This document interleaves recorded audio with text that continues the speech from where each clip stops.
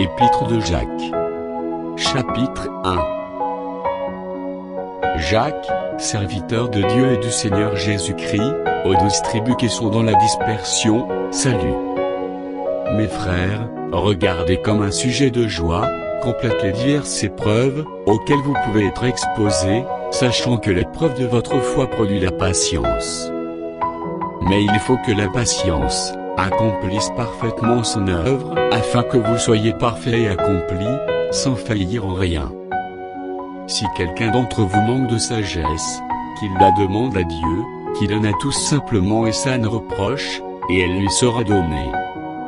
Mais qu'il la demande avec foi, sans douter, car celui qui doute est semblable au flot de la mer, agité par le vent, et poussé de côté et d'autre. Qu'un tel homme ne s'imagine pas qu'il recevra quelque chose du Seigneur. C'est un homme irrésolu, inconstant dans toutes ses voies. Que le frère de condition humble se glorifie de son élévation. Que le riche, au contraire, se glorifie de son humiliation, car il passera comme la fleur de l'herbe. Le soleil s'est levé avec sa chaleur ardente, il a desséché l'herbe, sa fleur est tombée, et la beauté de son aspect a disparu. Ainsi le riche se flétrira dans ses entreprises. Heureux l'homme qui supporte patiemment la tentation, car, après avoir été éprouvé, il recevra la couronne de vie, que le Seigneur a promise à ceux qui l'aiment. Que personne, lorsqu'il est tenté, ne dise « C'est Dieu qui me tente ». Car Dieu ne peut être tenté par le mal, et il ne tente lui-même personne. Mais chacun est tenté quand il est attiré et amorcé par sa propre convoitise. Puis la convoitise, lorsqu'elle a conçu, enfante le péché, et le péché, étant consommé, produit la mort. Ne vous y trompez pas, mes frères bien-aimés. Toute grâce excellente et tout don parfait descend d'en haut, du Père des Lumières, chez lequel il n'y a, ni changement ni ombre de variation. Il nous a engendrés, selon sa volonté, par la parole de vérité, afin que nous soyons, en quelque sorte les prémices de ses créatures.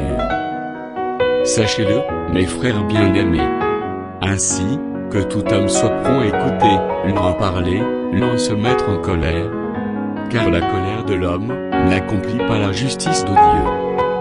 C'est pourquoi, rejetant toute souillure, et tout excès de malice, recevez avec douceur la parole, qui a été plantée en vous, et qui peut sauver vos âmes. Mettez en pratique la parole, et ne vous bornez pas à l'écouter, en vous trompant vous-même, par de faux raisonnements.